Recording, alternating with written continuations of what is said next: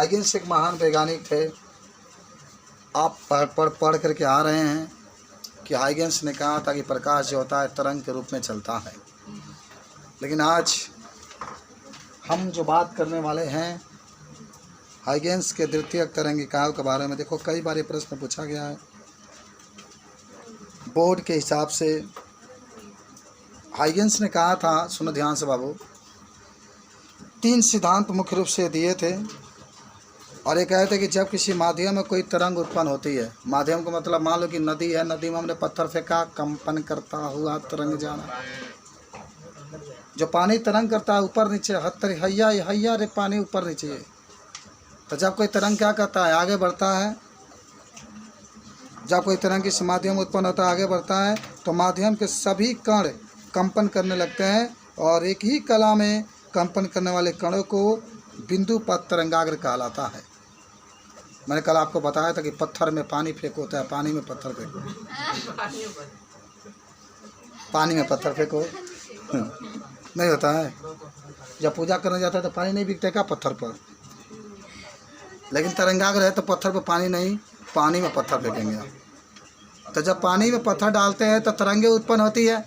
आज जब तरंगे के जितने भी, कल का बताए थे ना, जितना ऊपर हुआ उठा हुआ हिस्सा है, जब उसके साथ एक पृष्ठ खींच देते हैं तो उसको हम लोग क्या कहते हैं, तरंगाग्र कहते हैं। जिसमें जितने भी कण होंगे सब समान कला में होंगे। पहला तो यही था। पहला क्या था, पहला हमने क्या कहा कि जब कोई तरंग किसी माध्यम में उत्पन्न होती है। बलराम बाबू आप ध्यान से नहीं पढ़ रहे हैं।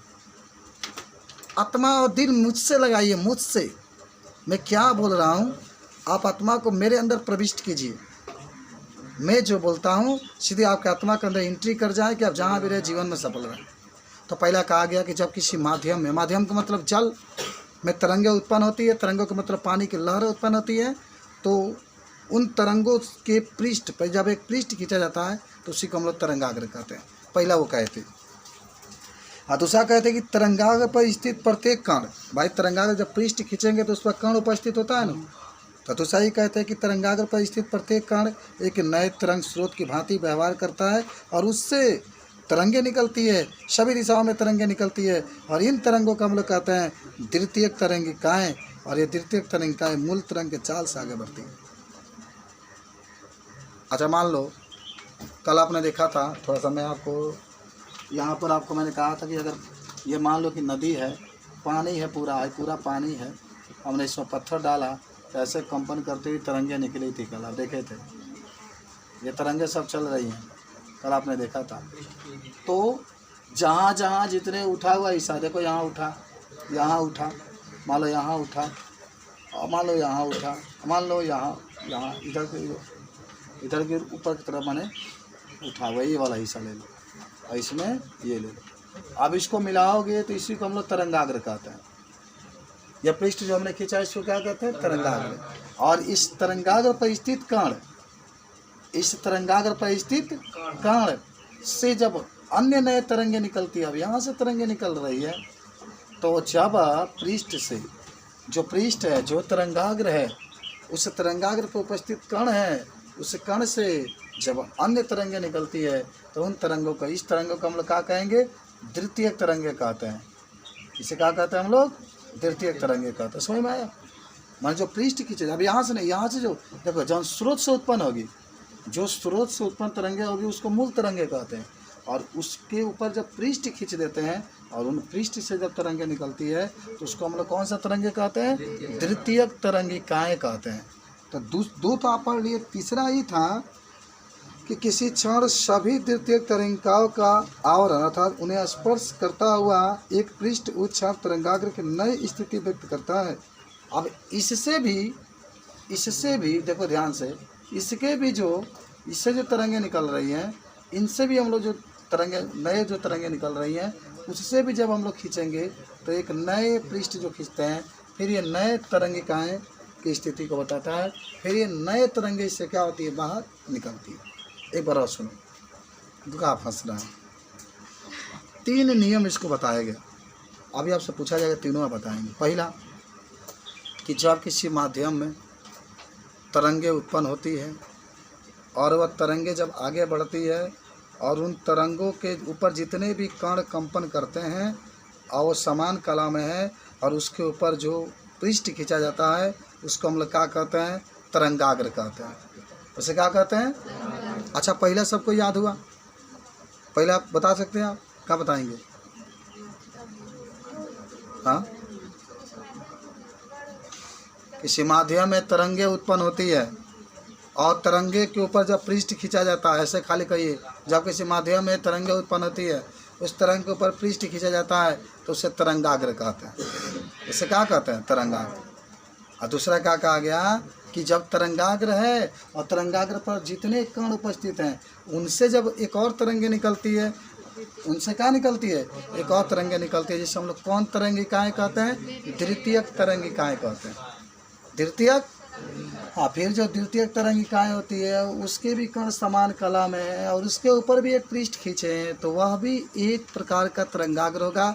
और फिर उस तरंगाग्र से भी नए तरंगे क्या होती है? निकलती है। ये तो 3 गो नियम बा, समझे हो? हाँ, एक बार लिखा दिखा इसको, तो लिखो। होशियार हो तुम। कल सब लोग याद करके आएंगे इसको। फर्स्ट लिखो कि जब किसी माध्यम में तरंगे उत्पन्न होती हैं तथा इन तरंगों पर तथा कण समान कला में हो,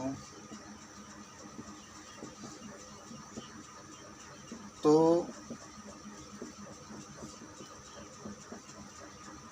उस पर जो पृष्ठ खींचा जाता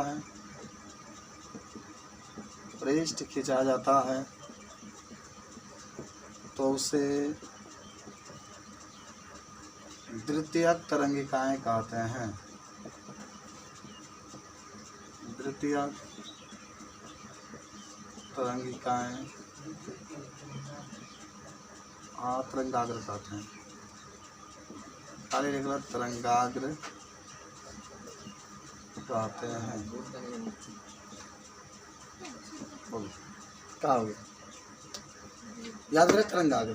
आपके बताया कोई माध्यम है, ये यहाँ से इस तरीके से तरंगे निकली, यहाँ से तरंगे निकली, यहाँ से तरंगे निकली, यहाँ से निकली, सब समान कला में। इसी को हम लोग कहते हैं तरंगाग्र।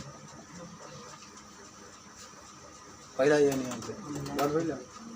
हाँ, याद हुआ? घर जाके इसको एक बार पढ़ लेना, ठीक?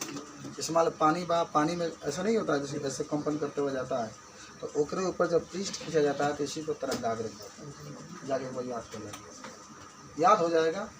ऐसा तो बनाए तो है, ऐसा पानी है कंपन करता, इसी के ऊपर जो पृष्ठ खींचा गया, ये वाला पृष्ठ, इसी को हम लोग तरंगाग्र कहते हैं। तो पहला तो सब लोग को याद होगा तरंगाग्र। दूसरा लिखना, तरंगाग्र पर उपस्थित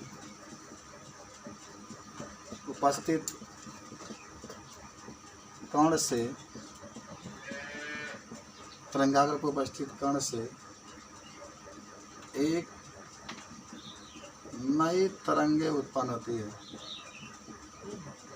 एक नई तरंगे उत्पन्न होती है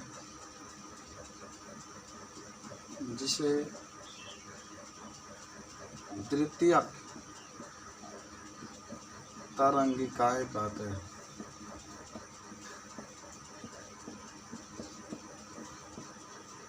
अब यहाँ से जैसे आप पृष्ठ खींच दिए हैं, अब इस पृष्ठ से जो तरंगे निकलती है, देख रहे हो, तो इसको हम लोग क्या कहेंगे? इसको हम लोग कहते हैं द्वितीयक तरंगिकाएँ। द्वितीयक तरंगिकाएँ, जब पृष्ठ से तरंगे बाहर निकलती है। इतना स्पष्ट आपको पढ़ाते हैं कि आपको सुनते ही याद हो जाना चाहिए कि तरंगा पे उपस्थित कण से एक नई तरंगे उत्पन्न होती है जिसे द्वितीयक तरंगिकाएँ कहते हैं। तीसरा, आप सुनो, अब ये द्वितीयक तरंगिकाओं पर एक पृष्ठ खींचेंगे, ये वाला, तो इसको हम लोग कहते हैं, जो द्वितीयक तरंगिकाओं पर पृष्ठ खींचते हैं उससे भी तरंगे क्या होती है? निकलती है। आगे लिखना कि पुनः द्वितीय तरंगिकाओं पर एक पृष्ठ खींचते हैं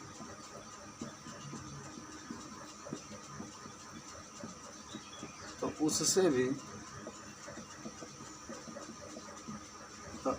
भी नई तरंगे निकलती है।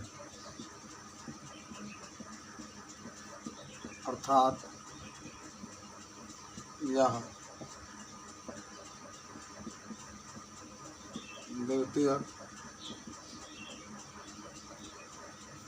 छोड़ दो, लिख दिया होगा। अर्थात लिखे हो पहले बताओ। हाँ तो जोड़ लो। अर्थात यह नई तरंग की स्रोत होती है।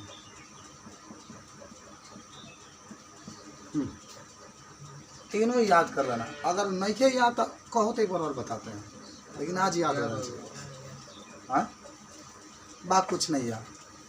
पत्थर को पानी में फेंको, तरंग उत्पन्न होगा, तरंग पे पृष्ठ लगाओ, फिर तरंग पर एक पृष्ठ लगाओ, वह तरंगाग्र कहलाएगा। तो पहला ऐसे हो गया। दूसरा होगा उस पृष्ठ से जो खींचे थे उससे, दूसरा काम उस पृष्ठ से तरंगे निकलती है, जिसे द्वितीय तरंगिकाएं कहते हैं। अतिसार का फिर उस द्वितीय तरंग का पृष्ठ खींचो, फिर उससे नए तरंगे उत्पन्न होती है। ये तो 3 गो नियम है इसका। बस 3 तक ये दिया गया था, 3 तक हम लोग लिख लेंगे। समझ में आया? पानी में पत्थर फेंको, तरंगे उत्पन्न होगी। पृष्ठ खींच दो, तरंगाग्र कहते हैं। ये प्रथम हो गई। और जो तरंगाग्र खींचे थे उससे भी तरंगे उत्पन्न होगी, उसको द्वितीय तरंगे कहते हैं। ये दूसरा का नियम हो गई। तीसरा का में द्वितीय तरंगिका के ऊपर भी एक पृष्ठ खींचो, फिर उनसे नए तरंगे निकलती है। ये तीसरा नियम हो गया। अब कहोगे सर मुझे याद है नहीं। अब कैसे अच्छा क्यों पढ़ाएगा? चलो।